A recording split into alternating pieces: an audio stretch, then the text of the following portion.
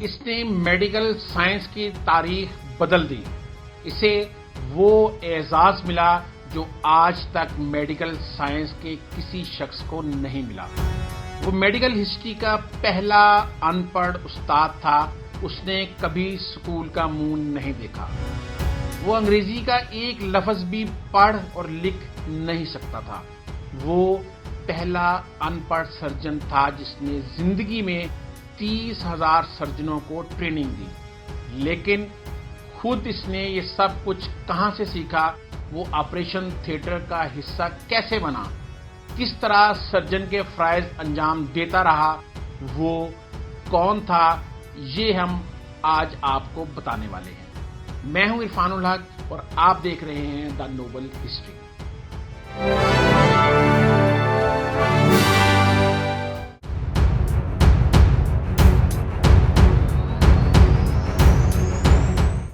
جنوبی افریقہ کے دارالحکومت کیپ ٹاؤن کی میڈیکل یونیورسٹی کو طبی دنیا میں ممتاز حیثیت حاصل ہے، جبکہ دنیا کا پہلا بائی پاس آپریشن اسی یونیورسٹی میں ہوا تھا.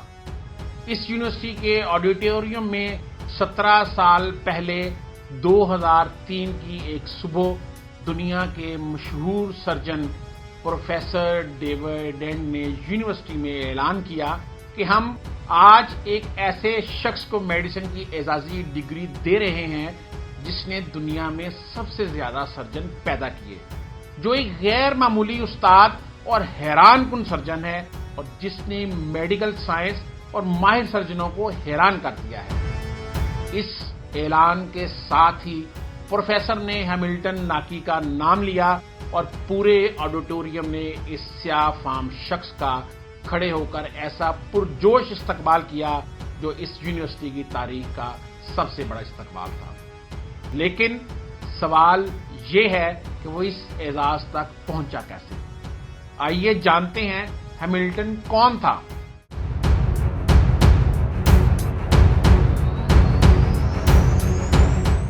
ہیملٹن کیپ ٹاؤن کے ایک دور دراز گاؤں سنٹانی میں پیدا ہوا. اس کے والدین چرواہے تھے. وہ بکری کی کھال پہنتا تھا اور پہاڑوں پر سارا دن ننگے پاؤں پھرتا رہتا. بچپن میں اس کا والد بیمار ہو گیا، لہذا وہ بھیڑ بکریاں چھوڑ کر کیپ ٹاؤن آ گیا. ان دنوں کیپ ٹاؤن یونیورسٹی میں تعمیرات جاری تھی. وہ یونیورسٹی میں مزدور بھرتی ہو گیا. اسے دن بھر کی محنت مشقت کے بعد جتنے پیسے ملتے تھے وہ یہ پیسے گھر بھجوا دیتا تھا.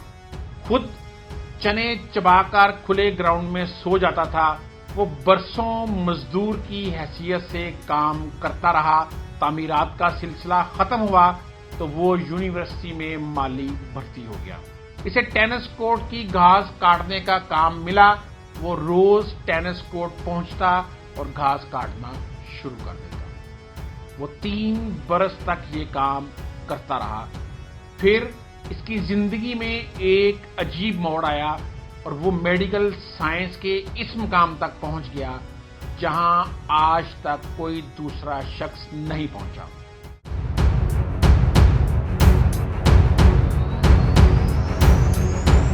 یہ ایک نرم اور گرم صبح تھی.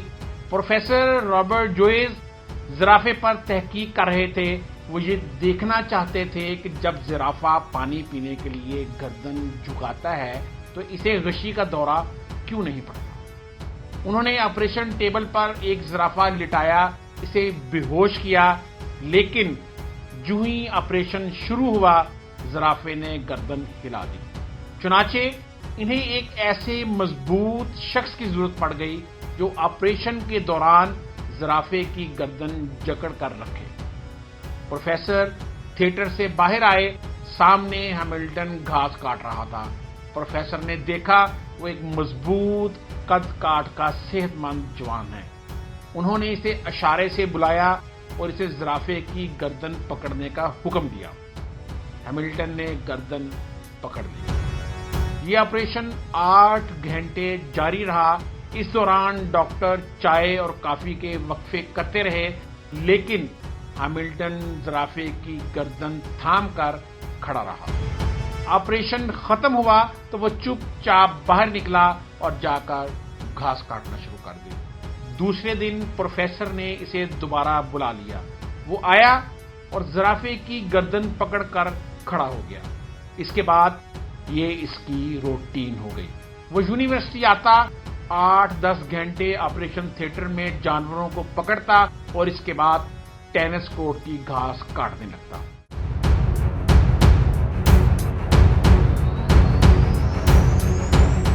وہ کئی مہینے دوہرا کام کرتا رہا اور اس نے اس ڈیوٹی کا کسی قسم کا اضافی معاوضہ طلب نہ کیا اور نہ ہی شکایت کی۔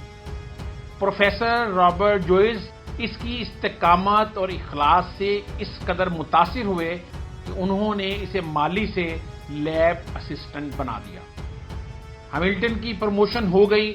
وہ اب یونیورسٹی آتا، آپریشن تھیٹر میں پہنچتا اور سرجنوں کی مدد کرتا۔ یہ سلسلہ بھی برسوں جاری رہا۔ 1958 میں اس کی زندگی میں دوسرا اہم موڑ آیا۔ اس سال ڈاکٹر برنارڈ یونیورسٹی آئے اور انہوں نے دل کی منتقلی کے آپریشن شروع کر دیے۔ یہ بھی ایک حقیقت ہے کہ ہیملٹن ناکی اس ٹیم کا حصہ تھا جس نے دنیا کا پہلا منتقلی قلب کا آپریشن کیا۔ یہ اتنی بڑی کامیابی تھی کہ دنیا بھر کے اخبارات اور ٹیلی ویژنز پر ہفتہ بھر خبریں چلتی رہیں۔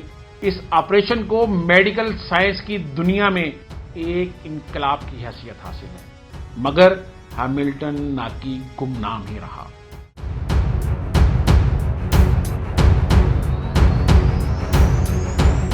ہیملٹن ڈاکٹر برنارڈ کا اسسٹنٹ بن گیا۔ وہ ڈاکٹر برنارڈ کے کام کو غور سے دیکھتا رہتا۔ ان آپریشنوں کے دوران وہ اسسٹنٹ سے ایڈیشنل سرجن بن گیا۔ اب ڈاکٹر آپریشن کرتے اور آپریشن کرنے کے بعد اسے ٹانکے لگانے کا فریضہ سونپ دیتے۔ وہ انتہائی شاندار ٹانکے لگاتا تھا۔ اس کی انگلیوں میں صفائی اور تیزی تھی۔ اس نے ایک دن میں 50 لوگوں کے ٹانکے لگائے۔ وہ آپریشن تھیٹر میں کام کرتے ہوئے سرجنوں سے زیادہ انسانی جسم کو سمجھنے لگا تھا۔ چنانچہ بڑے ڈاکٹروں نے اسے جونیئر ڈاکٹروں کو سکھانے کی ذمہ داری سونپ دی۔ وہ اب جونیئر ڈاکٹروں کو آپریشن کی ٹیکنیک سکھانے لگا۔ وہ آہستہ آہستہ یونیورسٹی کی اہم ترین شخصیت بن گیا۔ وہ میڈیکل سائنس کی اصطلاحات سے ناواقف تھا، لیکن وہ دنیا کے بڑے سے بڑے سرجن سے بہتر سرجن تھا۔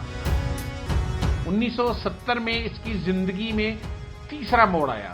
اس سال جگر پر تحقیق شروع ہوئی تو اس نے آپریشن کے دوران جگر کی ایک ایسی شریان کی نشاندہی کر دی جس کی وجہ سے جگر کی منتقلی آسان ہو گئی۔ اس کی نشاندہی نے میڈیکل سائنس کے بڑے بڑے دماغوں کو حیران کر دیا۔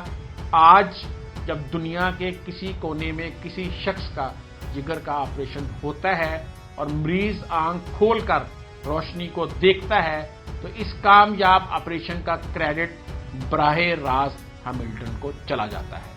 اس کا محسن ہیملٹن ہوتا ہے۔